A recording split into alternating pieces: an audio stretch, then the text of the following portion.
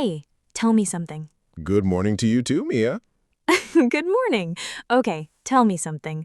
What did your morning look like today? Walk me through it, from the moment you opened your eyes. Okay, so alarm went off. I hit snooze twice. Then I picked up my phone and scrolled for maybe 20 minutes. Then I rushed to get ready because I was late, skipped breakfast, ran out the door feeling already stressed before the day even started.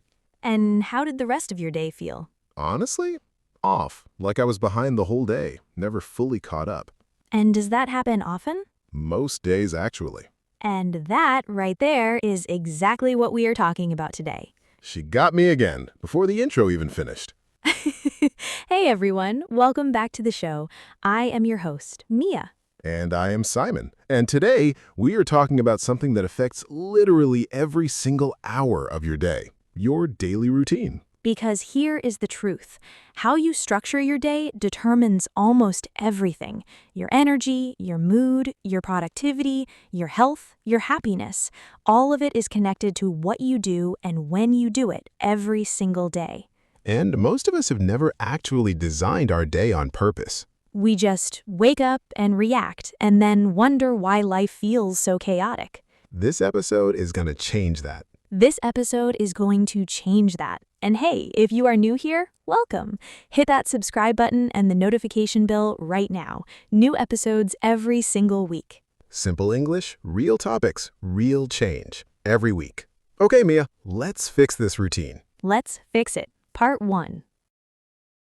Simon, that morning you just described, phone, snooze, rush, stress, how long has your morning looked like that? Years, honestly. Like, I cannot even remember the last time I had a calm morning. And has it ever bothered you enough to change it?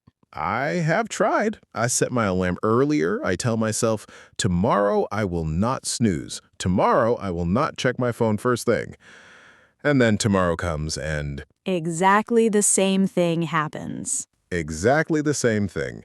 Every time. And do you know why? Because I have no willpower, apparently? No, not because of willpower, because of something much more interesting. Because your current routine, as chaotic and stressful as it feels, is a habit, a deeply wired habit. And habits do not change just because you decide they should. They need more than a decision. They need a system. They need a design. Because here is the thing, Simon. Most people's daily routines were never actually designed. They just happened, one small habit at a time, one lazy choice at a time, until one day you look at your day and realize, I did not choose this, it just formed around me, Like a routine that built itself without asking me. without asking you. And that undesigned routine, it almost never serves you well, because it's built around comfort, around the path of least resistance, around what felt easiest in the moment, not what actually makes your life better. Snoozing feels good in the moment, but ruins the morning. Checking your phone first thing feels good in the moment, but floods your brain with other people's information before you've even had a chance to think your own thoughts. Skipping breakfast feels like saving time, but drains your energy by 10 a.m. Every small bad habit in your routine has a cost, and the cost is paid slowly in lost energy, lost focus, lost mood, lost time, until the whole day feels like something that happened to you, instead of something you actually lived. A day that happened to me, not a day I actually lived. Wow, that hits. And here's the good news. A routine that formed without your input can be reformed with it. You can redesign it on purpose to actually work for you. Designed it instead of just falling into it. Design it intentionally, piece by piece. And it doesn't have to be perfect. It doesn't have to look like some influencer's 5 a.m. miracle morning. It just has to work for your real life. A routine that fits my actual life, not someone else's. Exactly. And in the next part, we start with the most important part of the whole day. The morning? The morning, because how you start determines everything that follows. Okay, I'm ready to fix my morning. Let's go. Stay with us. Simon, I want to ask you something, and I want you to really think about it. Okay, thinking cap on, fully on this time. The first 30 minutes of your morning, before you check your phone, before you talk to anyone, before the world gets in, who are you in those 30 minutes? Honestly, I do not know. I have never experienced that. My phone is literally the first thing I see every morning. And that is the problem. Because those first 30 minutes, they set the entire tone of your day. They are the most valuable 30 minutes you have. And most of us are handing them straight to our phones. Straight to other people's content, other people's opinions, other people's lives. Before we have even had one single thought of our own. And then we wonder why we feel scattered and reactive all day. Because the day started on someone else's terms, not mine. Not yours. So, first fix. And this is the most important one. What is it? Do not touch your phone for the first 30 minutes after waking up. 30 whole minutes. That sounds terrifying, honestly. I know, but here's what happens in those 30 minutes when you protect them. Your brain wakes up gently. Your own thoughts start to form. Your mood settles naturally. You start the day from the inside, not from the outside. From my own center, not from the internet. From your own center. And what do you do instead of your phone? 3 simple things. First, drink water immediately. Your body has been without water for 7 or 8 hours. Hydrating first thing wakes up your body and your brain faster than almost anything else. Even before coffee? Even before coffee. Water first, coffee after. Your brain will thank you. Okay, water first. What is second? Move your body, even for just 5 or 10 minutes. A short walk, some stretching, simple exercises, anything that gets your blood moving. Because the body wakes up the brain. When your body moves, blood flows to your brain, oxygen flows to your brain, and suddenly you feel alert, focused, ready, without needing 3 cups of coffee to function. I usually need at least 2 coffees before I feel human. Maybe this is why. Probably exactly why. And third, do something that is just for you. Before the day makes demands, before work emails and messages and responsibilities arrive. 5 minutes of something that fills you up. Like, what kind of thing? Reading something you enjoy, writing 3 sentences about how you want your day to go, sitting quietly with your coffee and actually tasting it, listening to one song you love, something small, something yours, something that says, this morning belongs to me first, before it belongs to everyone else.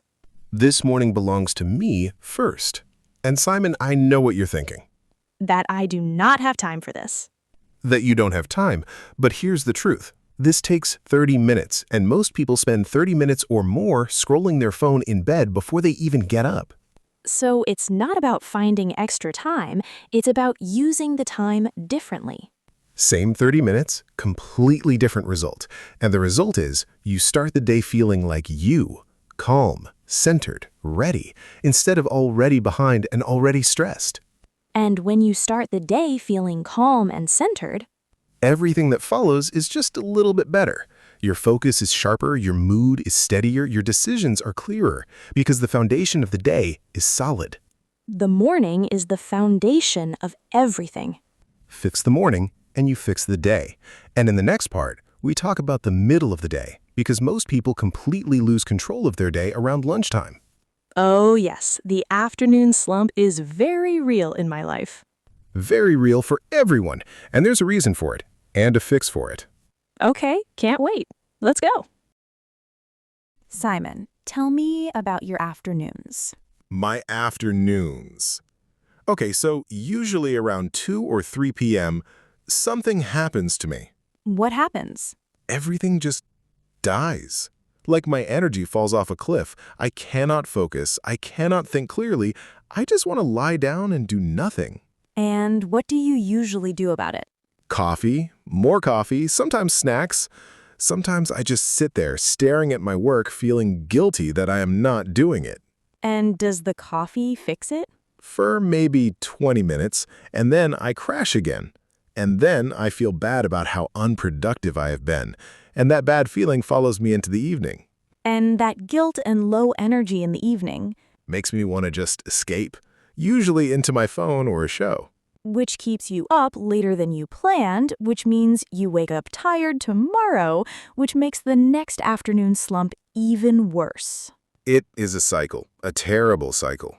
A cycle that starts in the afternoon. And here's the thing, that afternoon energy drop, it is not a personal failing, it is biology. Like it is supposed to happen? There's a natural dip in human energy and alertness that happens in the early afternoon. It's built into our biology. Every human on the planet experiences it. The question is not how to avoid it, but how to work with it. Work with it instead of fighting it?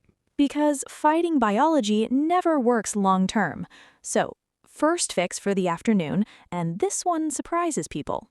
What is it? Take a real rest, on purpose. Like a nap? A short rest, 10 to 20 minutes, not a 2-hour sleep, just a short intentional rest. Close your eyes, lie down, or sit back. Let your brain go quiet for a little while. But most people feel guilty about resting in the afternoon like it's lazy. And that guilt is completely wrong because research shows that a short afternoon rest, even just 10 minutes of quiet, restores your energy, improves your focus, and makes the rest of your afternoon dramatically more productive. So 10 minutes of rest gives you more than 10 minutes of productivity back. Much more. And the most productive cultures in the world, many Mediterranean countries, many parts of Asia, they have always known this. A short afternoon rest is not laziness, it's wisdom. The siesta was right all along. The siesta was right all along. And second fix, what you eat at lunch matters more than you think. Oh, tell me more. A very heavy lunch, lots of carbohydrates, lots of sugar, gives you a quick energy spike followed by a massive energy crash, which makes that afternoon slump so much worse. So the giant rice and curry lunch is not helping. Not helping at all. A lighter lunch, protein, vegetables, something that digests slowly, gives you steady energy instead of a spike and crash. Your afternoon brain will feel completely different. So eat lighter at lunch and rest for 10 minutes after, and the afternoon slump becomes manageable. Becomes manageable. And third fix, use your afternoon energy wisely. What do you mean? Most people do their hardest, most important work in the morning when energy is highest and save the easy stuff for afternoon, which is exactly right.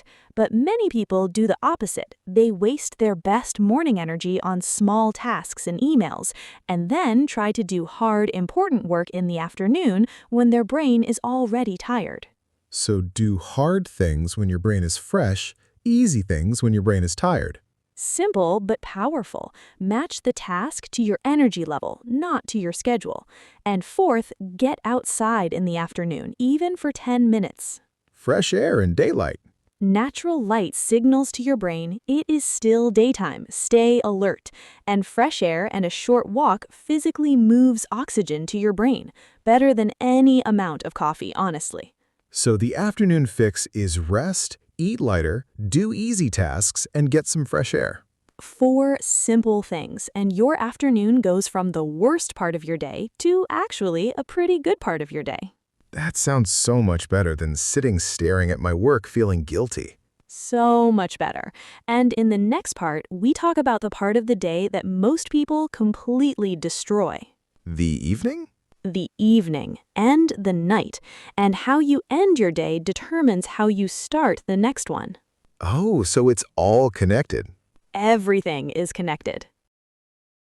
Simon, what time do you usually go to sleep? I tell myself 11 p.m. That is the plan every single night.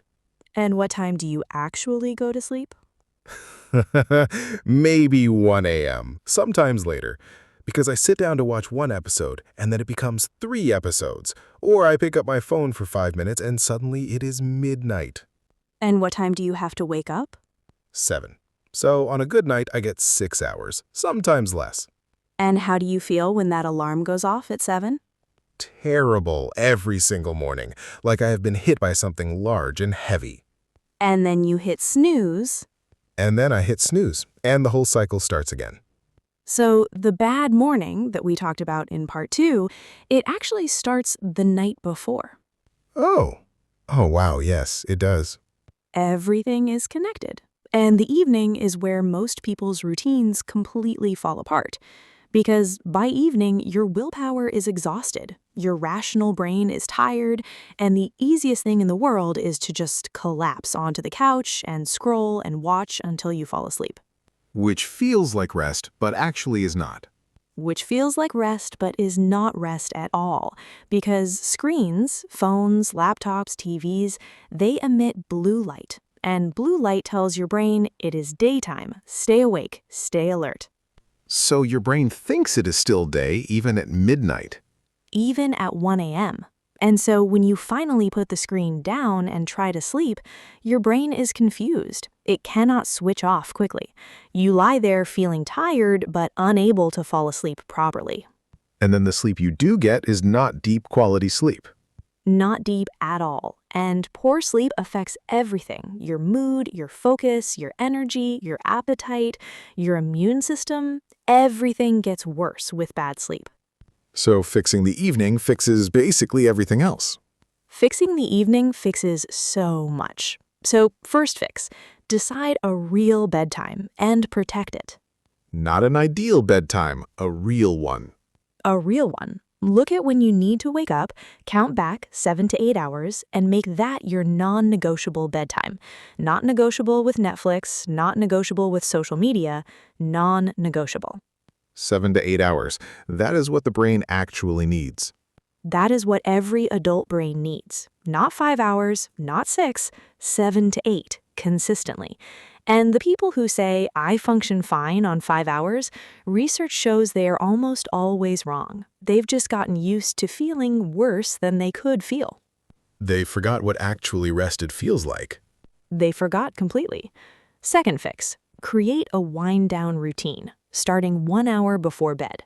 Wind down, meaning slow everything down. Slow everything down. Dim the lights in your home. Put the phone in another room, not on silent, in another room, because just having it nearby makes your brain stay alert, waiting for notifications. Even when it's not making any sound? Even silent, your brain knows it's there and it stays slightly alert, slightly ready, which prevents deep sleep. So the phone goes in another room, and then what? Do something calming, something that tells your brain the day is over, we are winding down now. Read a physical book, write in a journal, have a warm drink, stretch gently, talk to someone you love. Real quiet activities, not screen activities. Real quiet activities. And here's something really simple that makes a huge difference. Write down 3 things you need to do tomorrow. Before bed? Before bed, because one of the biggest reasons people cannot sleep is their brain keeps running through everything they need to remember, everything unfinished, everything coming tomorrow. The brain does not want to forget important things, so it keeps reminding you. Keeps reminding you all night. But when you write it down, your brain relaxes. It knows the information is safe. It doesn't need to keep repeating it, and sleep comes much more easily.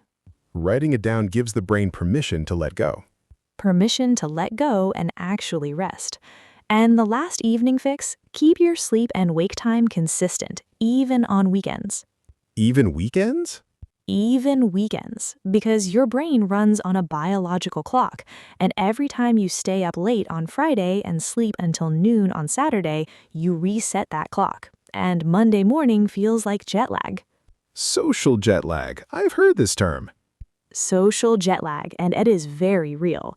Consistent sleep and wake times, even on weekends, keep your biological clock steady. And steady means better sleep, better energy, better mood every single day. So, the evening fix is real bedtime, phone out of the room, wind-down routine, write tomorrow's tasks, consistent sleep schedule. 5 simple things, and your whole life starts to feel different. Because you're finally actually resting. actually resting. And in our last part, we put the whole day together and talk about how to make these changes actually stick. Because knowing what to do and actually doing it are two different things. Two very different things, and that's exactly what we're going to talk about next. Okay, final part. Let's finish this strong. Let's finish strong. Simon, we have talked about fixing the morning, fixing the afternoon, fixing the evening, and it all sounds great, but I want to ask you something honest. Uh-oh. Honest question incoming. How many times have you decided to fix your routine before today? Many times. Like every Monday, basically. Every Monday is a fresh start, new routine, new me. And by Wednesday, Back to the old habits. back to snoozing and scrolling and staying up too late. Every single time. And that is not a you problem, Simon. That is a human problem. Because most people try to change their routine the wrong way, and then when it does not work, they blame themselves. They think, I have no discipline, I'm too lazy, I just cannot change. When actually, they just changed wrong. They changed wrong. So let's talk about how to change right. First thing, and this is the most important thing I am going to say today. Okay, ready. Change one thing at a time, just one. Not the whole routine at once. Never the whole routine at once, because when you try to change everything at the same time, your brain gets overwhelmed. It cannot handle that much newness at once. And by day 3, everything collapses and you go back to 0. And then you feel like a failure, even though the plan was just too much. The plan was the problem, not you. So pick one thing, just one. Maybe it is no phone for the first 30 minutes. Maybe it is drink water before coffee. Maybe it is write 3 things before bed. One thing only. And do just that one thing every day. Every single day for 2 weeks until it starts to feel automatic, until you do it without thinking. And then, and only then, add the next thing. Build the routine one brick at a time, not all at once. One brick at a time. And here's why this works. Every time you successfully do the one new thing, your brain gets a small win. And small wins build confidence. And confidence builds momentum. And momentum makes the next change easier. So, starting small is not thinking small, it's thinking smart. Thinking very smart. Second thing. What is number 2? Make the new habit easy to do and the old habit hard to do. Change the environment, not just the intention. Exactly. Put a glass of water on your bedside table tonight, so when you wake up tomorrow, the water is right there. Easy, no effort. But put your phone charger in another room, so reaching for the phone in the morning requires getting up and going to get it. And a tired morning brain avoids effort. A tired morning brain avoids all effort, so make the good choice the effortless choice, and make the bad choice require just a little extra work. That tiny difference changes everything. Design the environment to support the new habit. Design the environment first, then the habit follows almost naturally. Third thing, Go ahead. make it count, Mia. Remember why you're doing this. The reason behind the routine, because a routine is not the goal. The routine is the vehicle. What it takes you to, that's the goal. More energy to do the things you love, more focus to build what you're building, more presence for the people who matter, more health, more clarity, more of a life that actually feels like yours. The routine is not about discipline for its own sake. It's about building a life that feels good to live every single day, not just on holidays, not just on special occasions, every ordinary Tuesday, every regular morning, every quiet evening. A good life is mostly made of ordinary days. And how those ordinary days feel depends almost entirely on how you've designed them. So design them on purpose, with intention, one small change at a time. And the life you want is built one good day at a time. One good day at a time. Okay, homework. You know what it is. One thing, just one. Just one. Tonight, before you go to sleep, decide on one thing. One small change to your routine. Just one. Maybe it's putting your phone in another room tonight. Maybe it's setting a real bedtime. Maybe it's preparing a glass of water for the morning. One tiny thing, starting tonight. Starting tonight, not next Monday, tonight. And drop a comment below, tell us what your one thing is. We genuinely want to know. We are cheering for you. We really are. And if this episode helped you, please share it with someone whose routine needs a little fixing. A friend, a family member, someone who's always tired and stressed and doesn't know why. Just send them the link. It could genuinely change their daily life. And please like this video. It helps so many more people find this episode. And if you're not subscribed yet, What are you waiting for? New episodes every single week. Hit that button right now. you don't want to miss what's coming next. Trust us. All right, everyone, that's a wrap on today's episode. Thank you so much for being here. It truly means everything to us.